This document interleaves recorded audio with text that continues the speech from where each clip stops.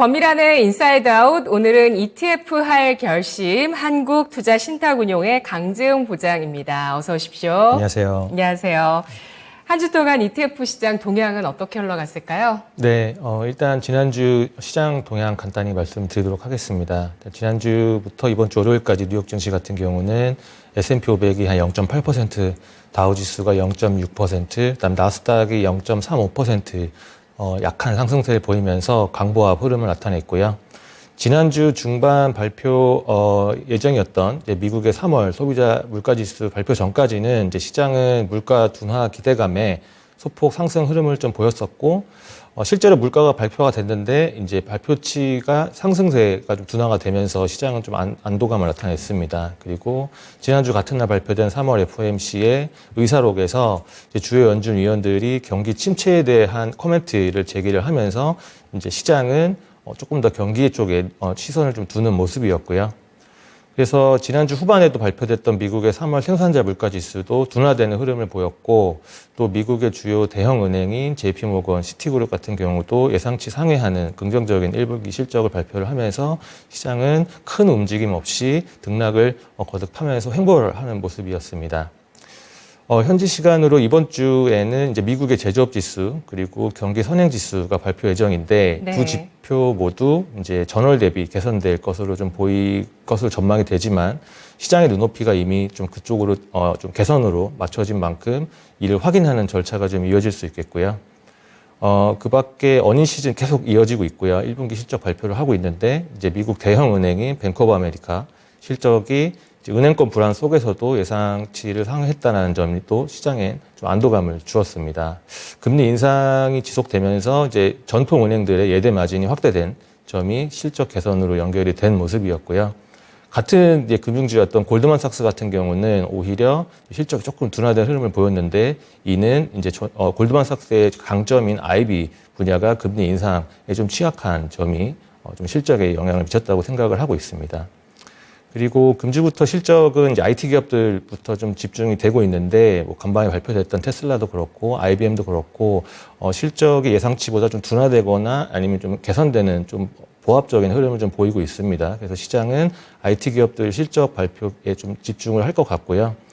현재 시장 컨센서스상 보면은 1분기 주요 IT 기업들의 이제 순이익이 전년 동기 대비해서 한 14.4% 정도 감소할 것으로 전망을 하고 있는데 네. 이 같은 실적 감소 전망치는 이제 연초에 예상했던 6.7% 감소보다 더 악화된 감소치입니다. 그만큼 시장이 IT 기업들 바라보는 실적을 바라보는 시각이 점점 좀 부정적으로 좀 바뀌고 있다는 얘기인데 이 상황에서 실적이 개선되면 호재겠지만 예상치 부합하거나 더 안 좋게 나오면 시장 변동성 커질 수 있기 때문에 이런 실적 결과에 좀 관심을 두실 필요가 있을 것 같습니다. 네, 미국의 IT 기업들이 수출을 좀 많이 하고 있기 때문에 강달러 여파들이 또 작용을 할 것으로 전망이 나오고 있고요. 간밤에 나왔었던 테슬라, IBM의 실적을 보면 그 마진 쪽에, 순이익 쪽에 관심이 좀 높았다는 부분들도 볼 수 있는 것 같습니다. 테슬라는 좀 이러한 순이익이 감소하는 움직임이었고 IBM은 예상보다 좋았는데 이렇게 시간의 거래에서 좀 엇갈리는 주가 흐름 보였고요.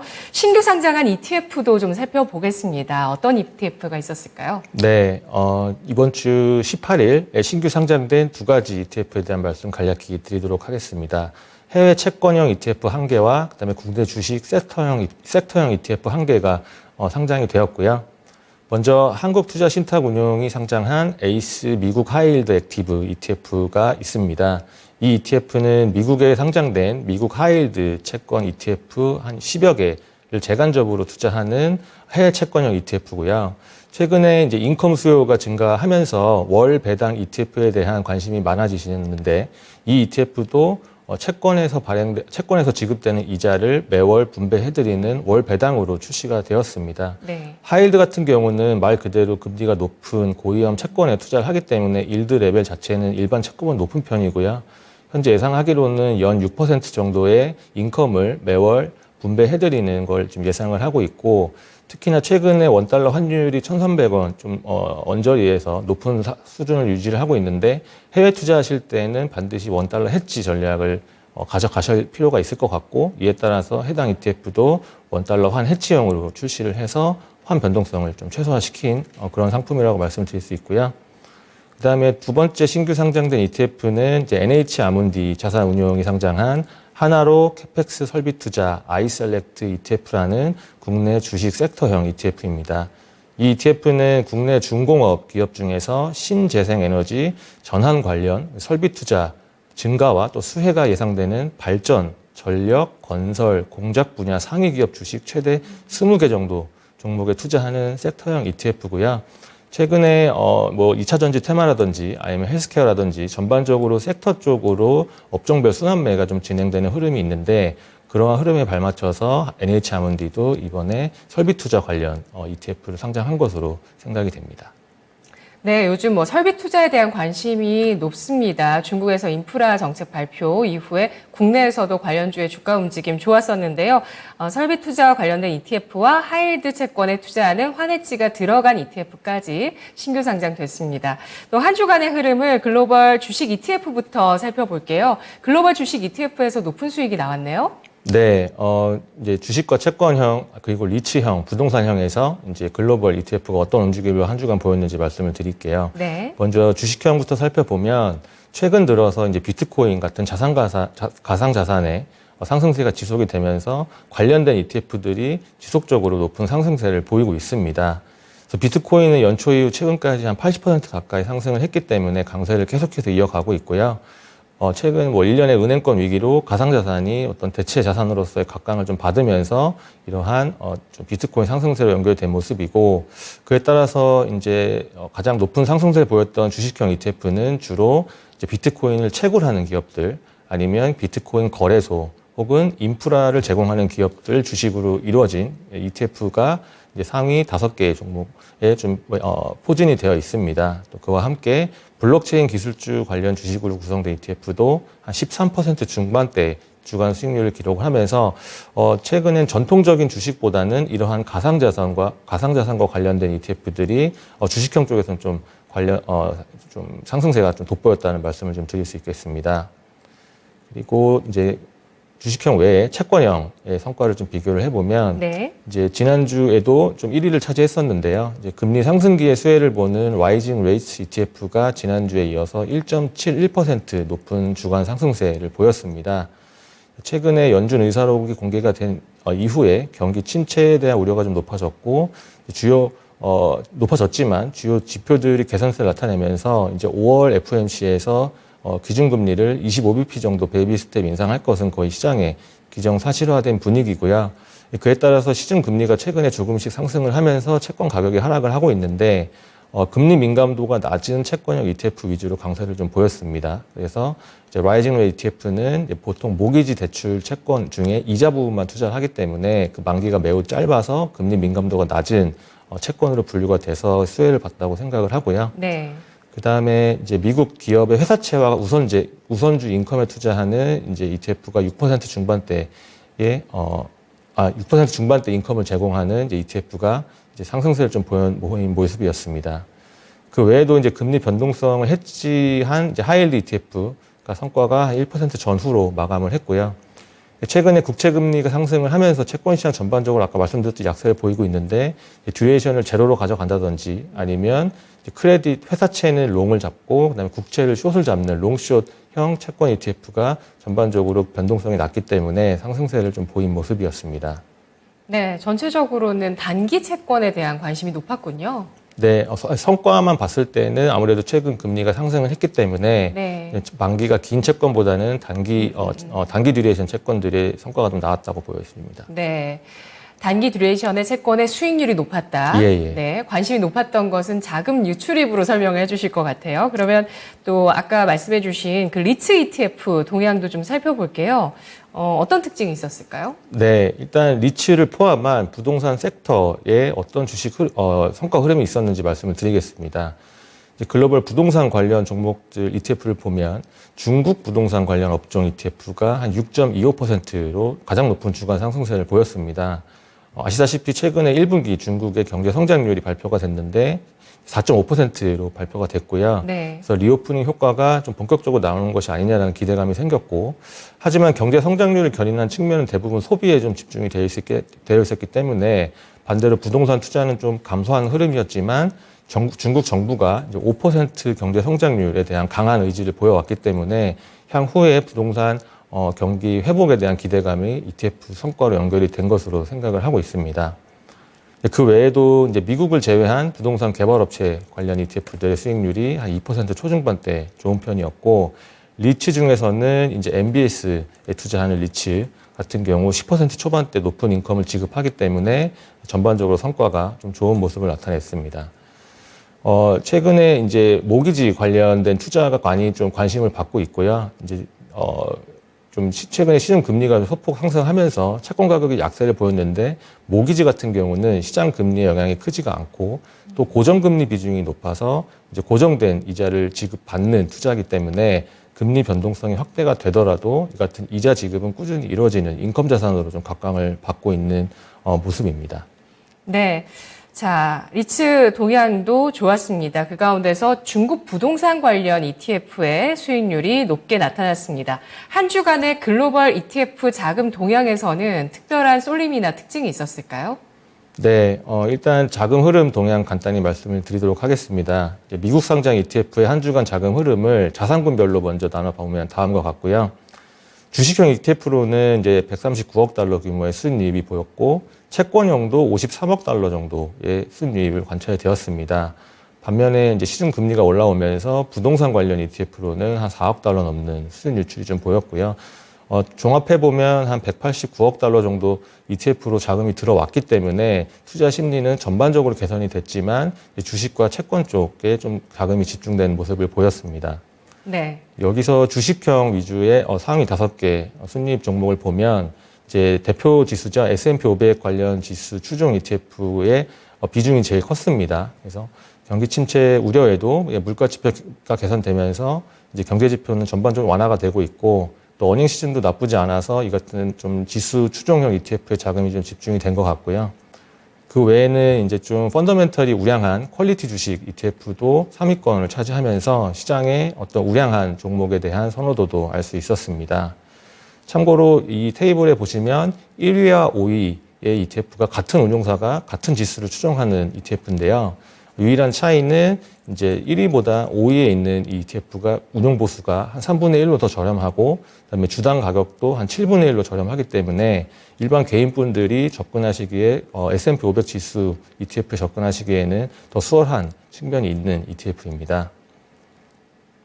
네, 말씀해 주신 것 가운데서 뭐 S&P 500 지수 추종 ETF는 뭐 다들 잘 아실 것 같고, 퀄리티 ETF도 자금 유입이 많았다 말씀해 주셨는데요. 퀄리티 주식 같은 경우는 우리나라에서는 좀 뭐 용어가 좋지는 않지만 네. 그 자기 자본 가지고 잘 운영되는 회사들을 퀄리티 주식이라고 한다고 하더라고요. 네, 일단 지수를 추종하기 때문에 지수 구성 반복론도 중요하긴 할 텐데, 일반적으로 퀄리티라고 하면은 이제 네. 재무적 안정성, 예. 그리고 어떤 주주 친화적인 경영진의 어떤 마인드, 이런 것들을 전반적으로 아우르기 때문에 그런 이제 가치주 성격도 있고, 그다음에 ESG 측면에서도 좀 우량한 성적을 갖고 있는 기업들로 구성이 되어 있는 경우가 많습니다. 네, 주식형 ETF의 자금이 어느 쪽에서는 유출이 많았을까요? 네, 일단 방금은 순유입 쪽 말씀드렸고, 네. 순유출 쪽을 한번 말씀을 드릴게요. 나스닥 관련 ETF에서 한 17억 달러 정도 순유출이 있었습니다. 나스닥은 연초 이후에 한 17% 정도 상승을 했기 때문에 네. 투자자들의 차익 실현 욕구가 좀 커졌을 것으로 예상이 되고 있고요. 그 뒤 이어서 IT 기업 ETF, 그다음에 중대형 성장주 한 1000여 개 종목으로 구성된 러셀 1000 ETF에서도 순유출이 확인이 되었습니다.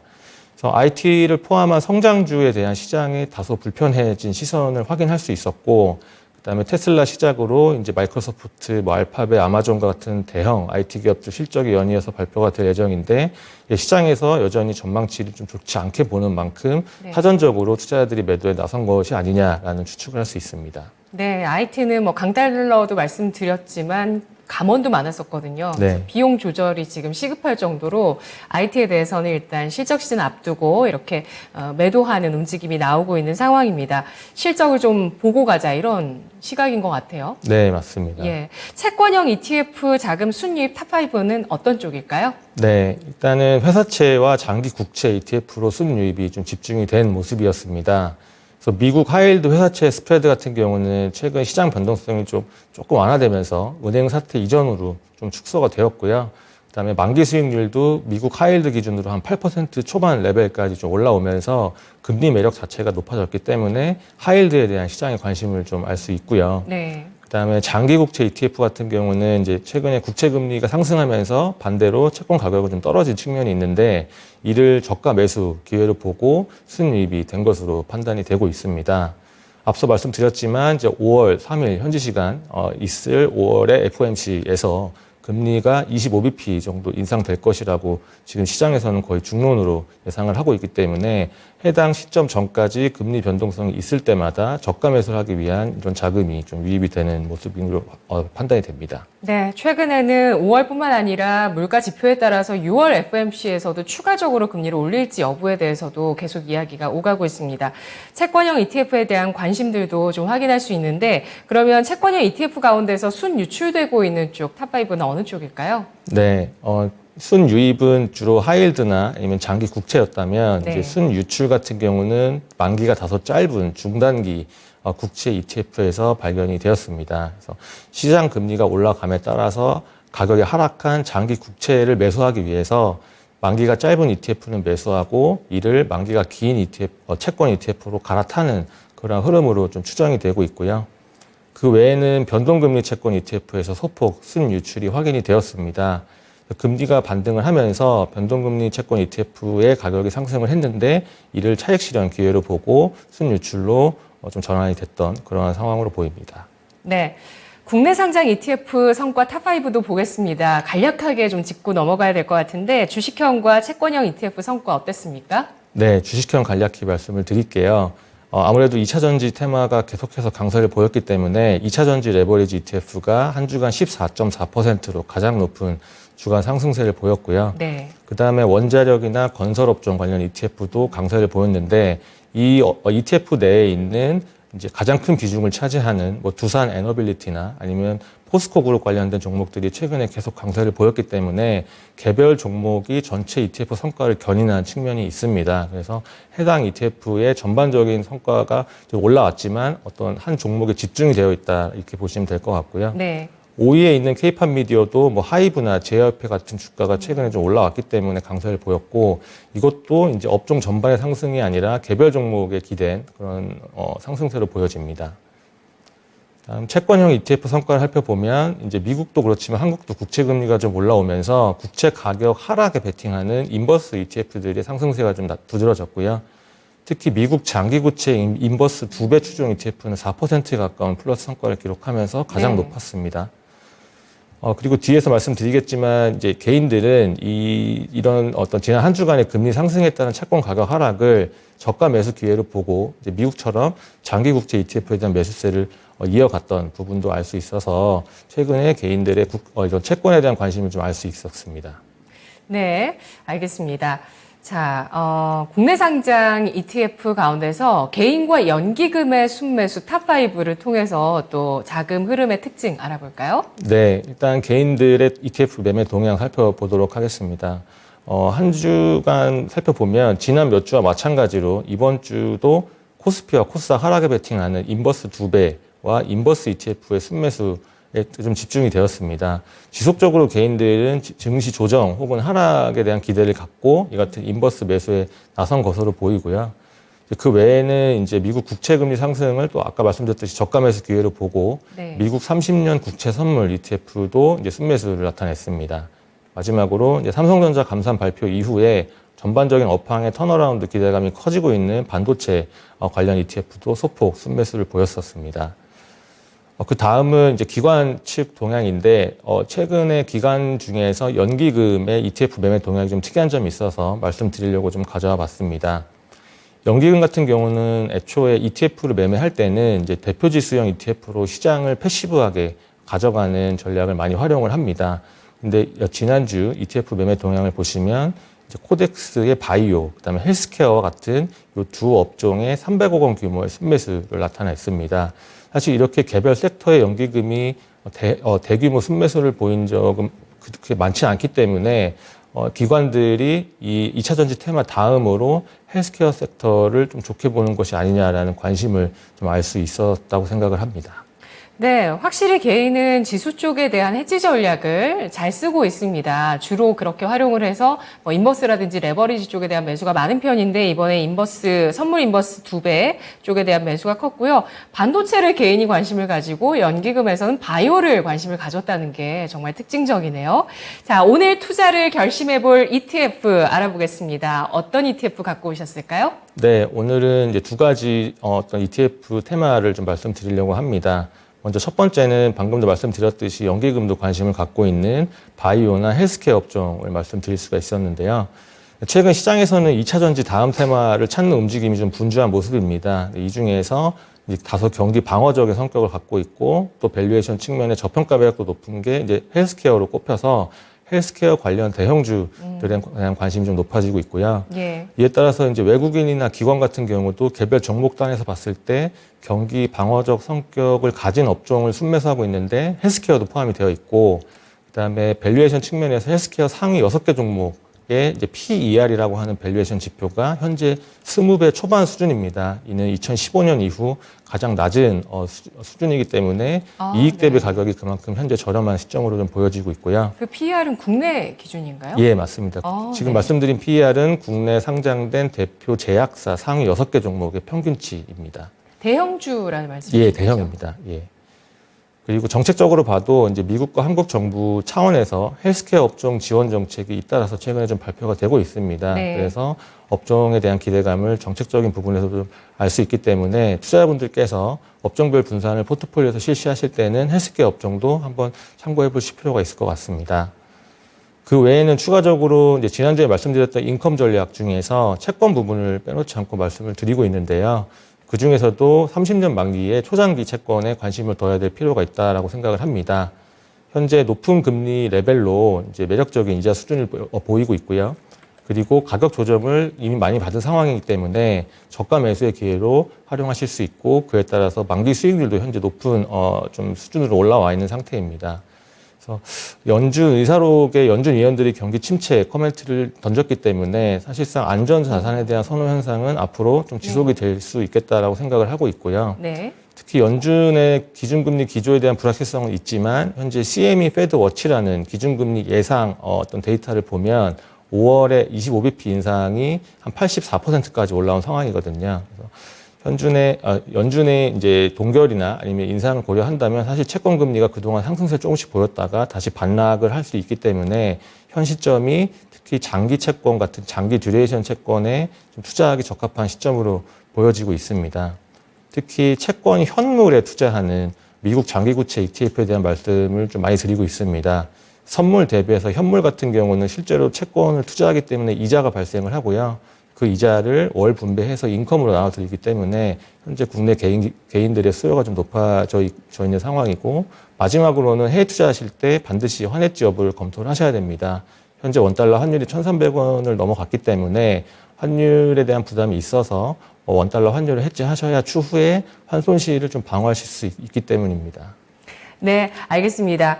미국 쪽의 채권 수익률의 그 피크아웃 가능성들을 생각한다면 지금이 장기 국채 쪽에 투자할 수 있을 만한 적절한 시기라는 점, 여기에 안전자산 선호 심리가 경기 침체로 나올 수 있다는 점에서 장기 미국 국채 ETF에 대해서 관심이 나오고 있고, 이에 대해서도 투자를 결심할 시점이다라고 얘기를 해주고 계시고요. 그리고 또 국내 바이오 헬스케어 관련 ETF 같은 경우도 낮은 PER, 2015년 이후에 가장 낮은 대형주 위주의 PER을 보여주고 있고, 경기에 대한 우려감을 봤을 때 경기에 둔감한 섹터라는 점과 정책 모멘텀을 봤을 때 투자 결심할 만하다라는 쪽으로 이 두 가지 ETF 분석해 주셨습니다. 고맙습니다, 부장님. 감사합니다.